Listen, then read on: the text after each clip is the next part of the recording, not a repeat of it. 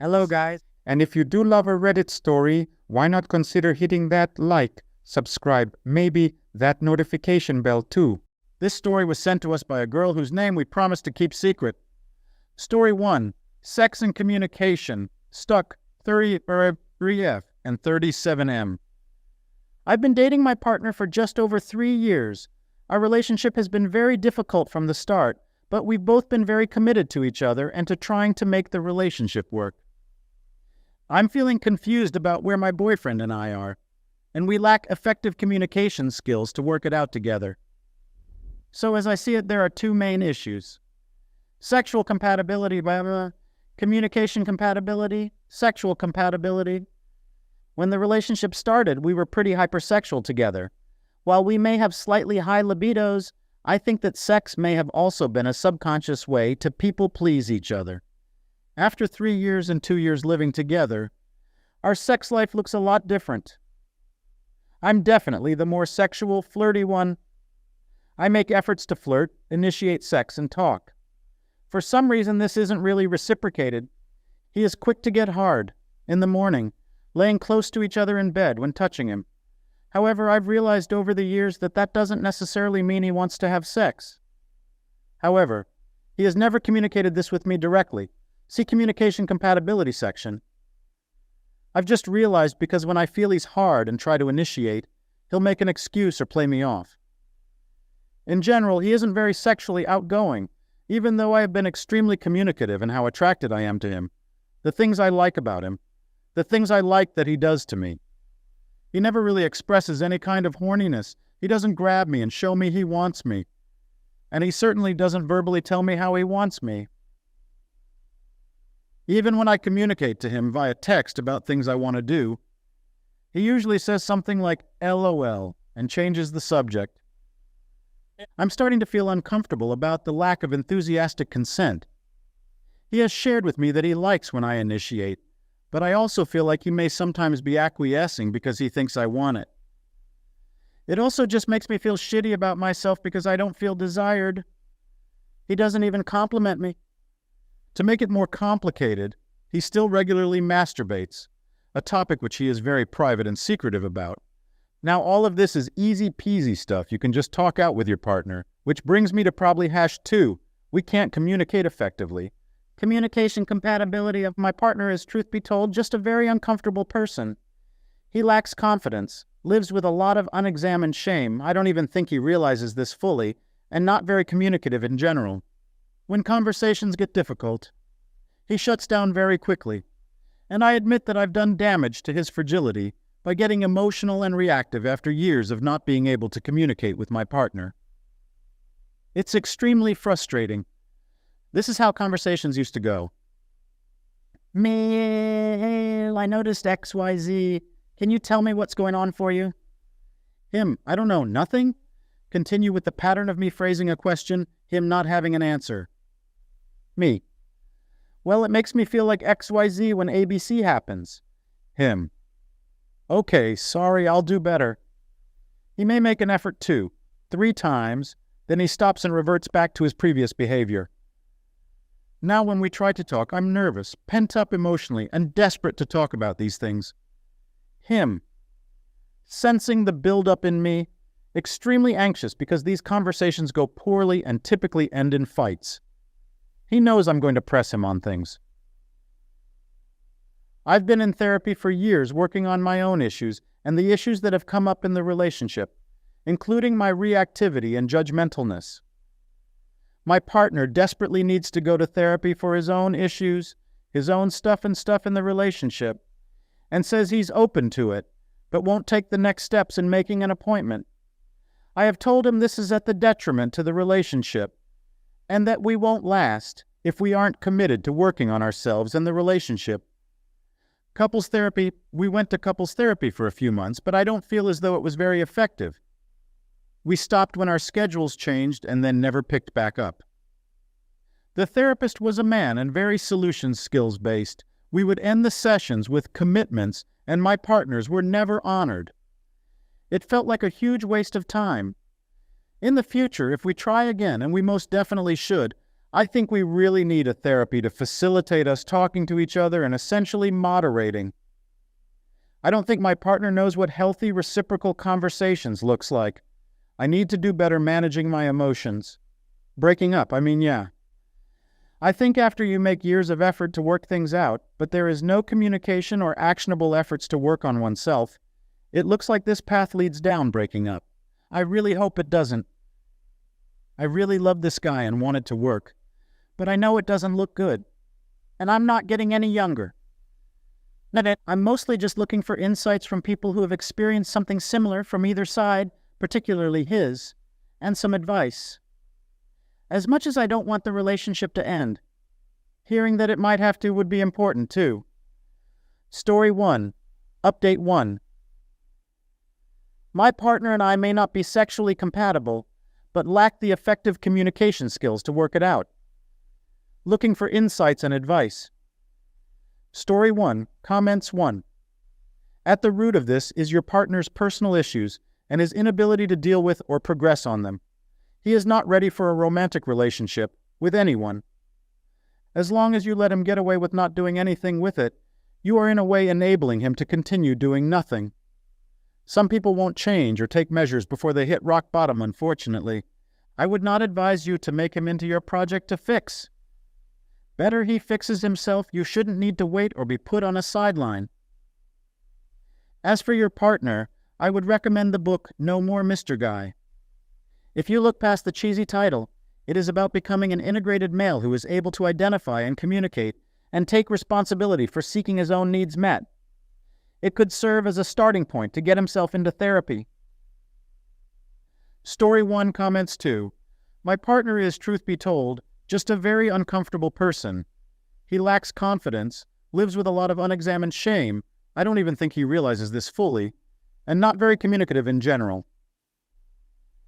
When conversations get difficult, he shuts down very quickly, and I admit that I've done damage to his fragility by getting emotional and reactive after years of not being able to communicate with my partner. It's extremely frustrating, not boyfriend material. I hope this informs your standards moving forward. Story 1, Update 2. Thank you very much for your tough love insights. I appreciate it. I spend a lot of energy trying to be fair, and while I do need to take accountability for how my actions have impacted the relationship negatively, I can't defend that my partner is not doing the work. Needed to hear that. Thank you again. This story was submitted by a girl named M. Story 2.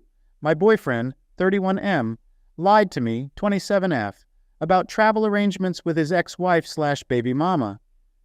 Can somebody please provide guidance as to how to navigate this? Hi everyone. It was my boyfriend's son's 3rd birthday yesterday, and him and his ex-wife were planning on taking him to a water park which is 1.5 hours away. For context, she's extremely manipulative and has done evil things in the past. Just recently, she blocked him from seeing his son for 4 months because of her own personal grudge against him. She has done horrible things in the past. However, more recently, the arrangement has been that he can only see his son if she is there. They have been amicable and have been doing family fun activities once a week, and I believe they seem to be getting along. He doesn't like this arrangement and would much rather be with his son alone. However, we both understand that this is temporary until there is a legal arrangement in place. He is playing his cards right. I have been honest, as has he, in communicating that, of course, it is something that I need to adjust to and can be uncomfortable with at times. However, I know that the ultimate goal is for him to spend time with his son. We have always encouraged open communication around this. This is where the cookie crumbles. I asked him a day before the road trip, as inquisitive as I am, if he was ready and packed for the water park, what time he has to leave the house, etc. I also asked if he would be meeting them there or if they would be driving together. I didn't think anything of this question as they usually meet at places, and he would prefer not to drive together for obvious reasons. The only reason I asked was because it was quite a far drive, not realizing at that point that it is the same distance for both of them. She lives 40 minutes away. He usually calls me in the mornings if he has a long drive. I decided to call him at 9:30 a.m. Their plan was to meet at 10 a.m. We were having a regular convo, It all seemed fine. He said he just left his house, and that there was an hour left of his journey. He was pretty quick to get me off the phone, which I found odd if he had an hour left on his drive. I called him back to ask a question about 15 minutes later, and he again ended that call after about a minute. Now, I was suspicious. A, it was a 1.5-hour journey, so how did he only have an hour left? B, when I called 20 minutes later, he said there was 50 minutes left because there was traffic. I knew that there wasn't any traffic. C, the background didn't sound like he was on the highway, but sounded as if he was turning into suburban streets. D, my spidey senses told me that he was going to meet them at her house. I'm clued on and knew straight away what was happening. Anyway, later that night, he called me on his drive, and I told him blatantly, I have a feeling that you weren't being honest with me. He came clean and admitted to lying. He said that he lied because initially he didn't want to hurt my feelings, and he felt terrible for lying. I told him that this planted a seed of doubt into my mind, because how am I to know if he hasn't been lying to me in the past about the nature of their dynamic, or if he is to lie to me in the future? He said that he hasn't lied to me in the past. And when he said no to my first question of if they're driving separately or together, he regretted it. I told him that it was hurtful and was really confused as to why he would lie to me about that minor detail. It would be better if he told me straight up and then dealt with me being upset, rather than me now having to deal with the fact that he lied to me. He is usually honest and truthful with me, but I just hate that he had to lie about this, knowing that it's already a sensitive area. He knows that I have never given him grief or trouble when it comes to their arrangement, even at times where any other woman would have a very clear problem with it.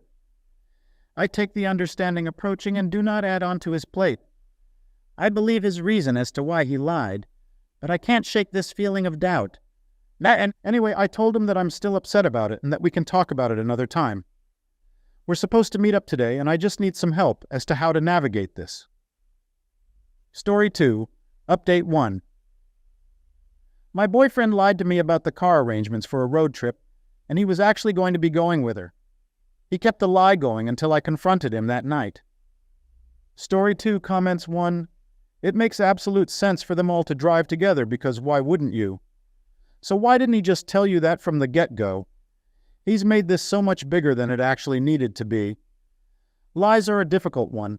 I'd more likely forgive someone doing something I considered wrong if they were truthful about it than somebody doing something okay and lying about it, if you know what I mean.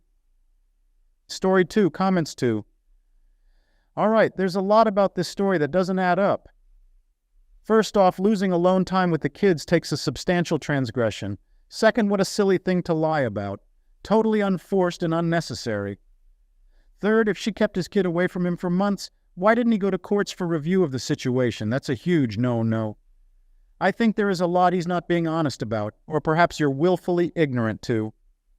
I'd carefully go through the relationship and make sure there aren't other places he's lied to you. Story 2, Comments 3. As a single parent, this is not a dynamic I would ever consider forcing on a significant other.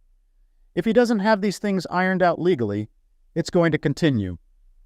I also would never put up with this from someone I'm dating. Honestly, I don't even think he should be dating until he has custody figured out. In another comment you said she thinks she makes the rules. Well, she does. Your BF is going along with what she says and lying to you about it. I find it hard to believe he has zero recourse here. How long have they been broken up? Does he have an attorney? Story 2, Comments 4. Thank God I thought I was the only one. Ain't no way in hell I would date a man in this situation, and if one tried to talk to me, I would absolutely tell him he doesn't have the energy to date. All his extra energy should go into securing his parenting time with his kid.